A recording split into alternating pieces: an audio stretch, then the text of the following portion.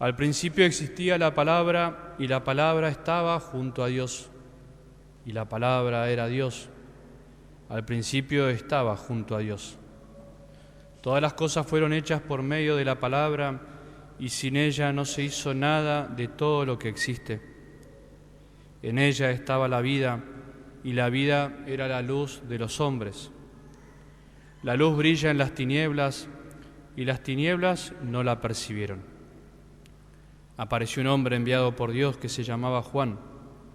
Vino como testigo para dar testimonio de la luz, para que todos creyeran por medio de él. Él no era la luz, sino testigo de la luz. La palabra era la luz verdadera que al venir a este mundo ilumina a todo hombre. Ella estaba en el mundo y el mundo fue hecho por medio de ella, y el mundo no la conoció.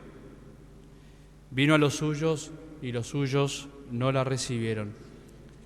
Pero a todos los que la recibieron, a los que creen en su nombre, les dio el poder de llegar a ser hijos de Dios.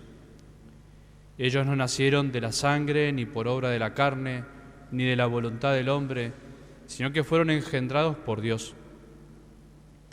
Y la palabra se hizo carne y habitó entre nosotros. Y nosotros hemos visto su gloria, la gloria que recibe del Padre como Hijo único, lleno de gracia y de verdad. Juan da testimonio de él al declarar: este es aquel del que yo dije, el que viene después de mí me ha precedido, porque existía antes que yo. De su plenitud todos hemos participado y hemos recibido gracia sobre gracia. Porque la ley fue dada por medio de Moisés, pero la gracia y la verdad nos han llegado por Jesucristo. Nadie ha visto jamás a Dios. El que lo ha revelado es el Hijo único, es el Dios Hijo único, que está en el seno del Padre. Palabra del Señor.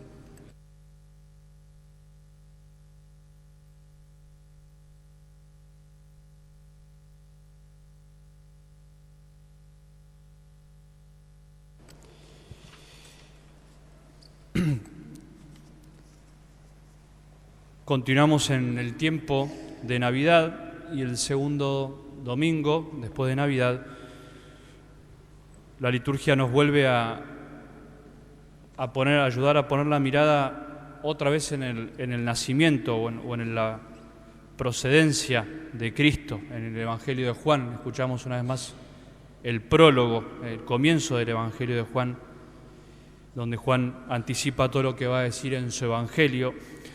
Pero a diferencia del día de Navidad, donde claramente la intención de la liturgia es que contemplemos el nacimiento de Jesús, hoy creo que de alguna manera nos quiere mostrar otro aspecto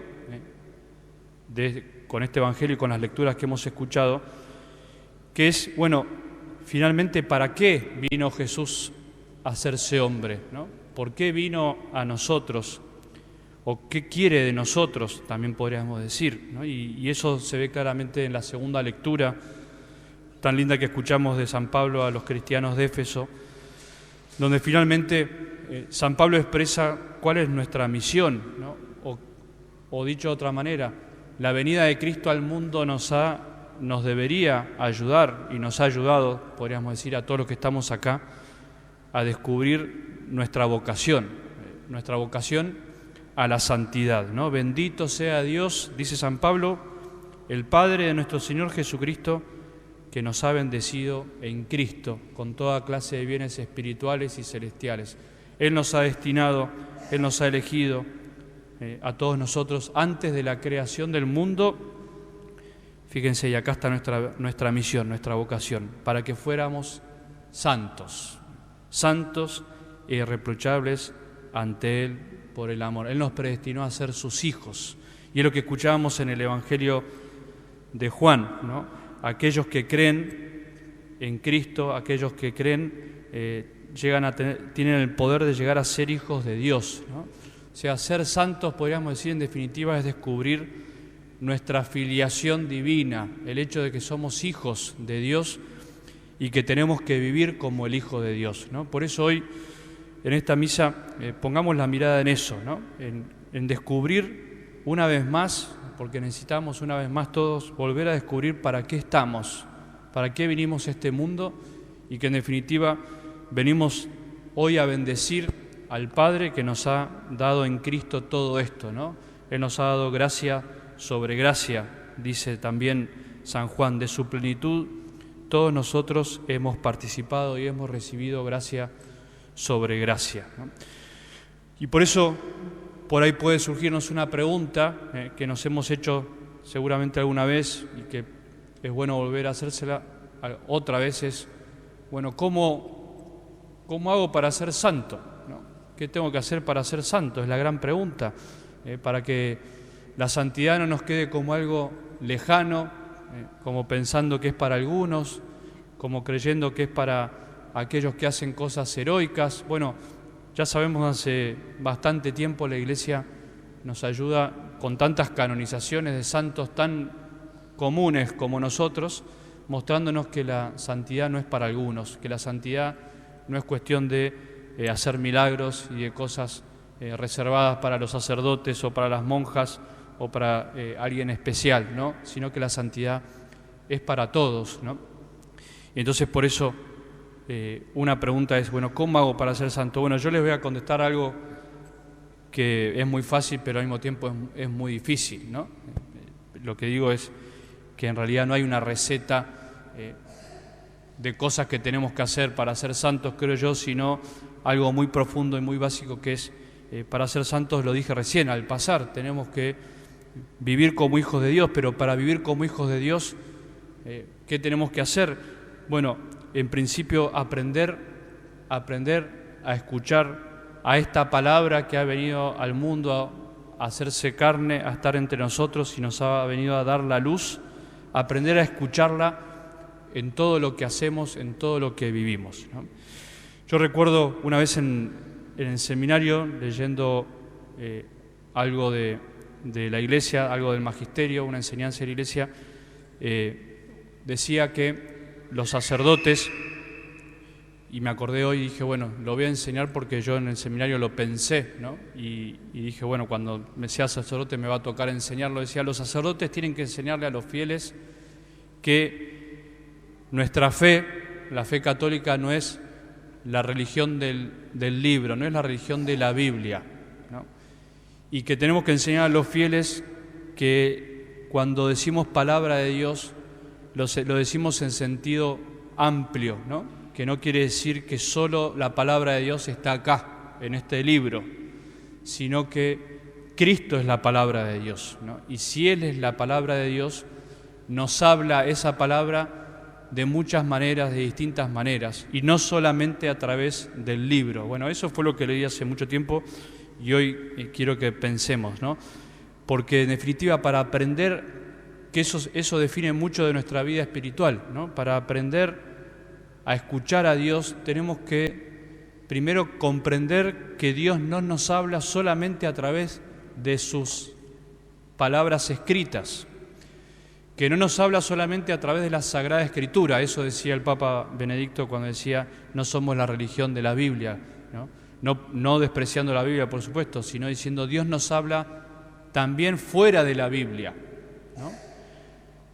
Y entonces eso configura también nuestra manera de vivir nuestra fe, ¿no? Porque si nosotros pensamos solamente que Dios nos habla en la Biblia, bueno, finalmente solamente voy a tener momentos de diálogo con Dios cuando lea la Biblia, cuando la escuche, ¿no? El domingo, cuando vengo a misa y con suerte en algún momento de la semana, que ojalá que podamos leer la Biblia todos los días, ¿no? Pero hay muchos de nosotros que no lo hacemos o no lo podemos hacer. Y entonces quiere decir que la palabra de Dios, lo que Dios nos quiere decir cada día, se expresa de muchas maneras, ¿no? Y por eso ponía también el ejemplo de una sinfonía, ¿no? La palabra de Dios es como una sinfonía, como un canto a varias voces, que de alguna manera tiene distintos integrantes y cada uno aporta lo suyo, ¿no? Bueno, para ser santos tenemos que aprender a escuchar a Dios en todas las cosas, ¿no? Fundamentalmente en todo lo que ha creado, en todo lo que nos rodea, en toda la obra de su creación, ¿no? Y ahí, por supuesto, entra todo. La creación nos incluye a nosotros y la creación, por supuesto, aquello que está fuera de nosotros. Por eso Dios nos habla a través de acontecimientos.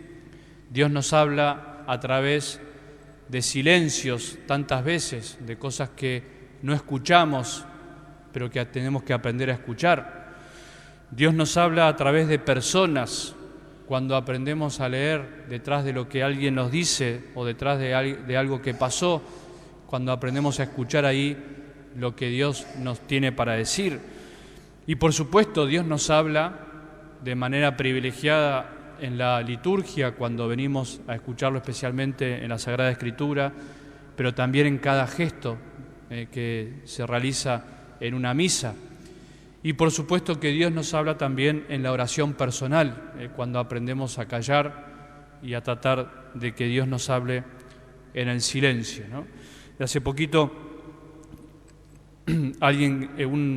una familia que no viene mucho a misa, viene cada tanto, o por lo menos acá, ¿no? Me dijeron algo muy lindo, me dijeron: padre, nos gusta venir acá, a la parroquia, porque ustedes, se refería a la comunidad, no hablan mucho, hacen silencio, me decía, ¿no? Y me sorprendió, ¿no? Y le dije: ¿por qué? Y porque en el silencio habla Dios, ¿eh? Bueno, fíjense, una familia que no era muy practicante, diríamos nosotros, pero sin embargo tenían muy claro finalmente dónde también habla Dios. Necesitamos silencio para que Dios hable. En realidad necesitamos silencio para escuchar a Dios, ¿no? Porque Dios habla continuamente.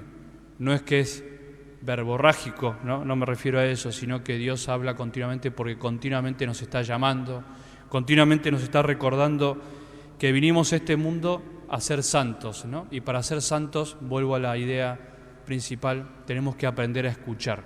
Y solo escuchando, nosotros nos vamos a transformar en palabra de Dios para los demás, ¿no? Porque esa es nuestra misión. La santidad es, de algún modo, reflejar en nuestra vida algo de la palabra de Dios. Y por eso, en esa sinfonía que es la palabra de Dios, cada uno de nosotros es una voz distinta. Así como nosotros tenemos voces distintas, tonalidades distintas, incluso nos reconocemos por nuestras voces, ¿no?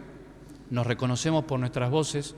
De alguna manera, en esta vida tenemos que dejar una huella por lo que digamos a los demás, y nosotros seremos una palabra de Dios para este mundo. Ninguno de nosotros agota de manera perfecta el misterio de Cristo. Entre todos nosotros, entre todos los hombres, entre todos los santos, cada uno muestra un aspecto bello de lo que es el rostro de Cristo y la luz de Cristo, que es Él mismo, que es la palabra.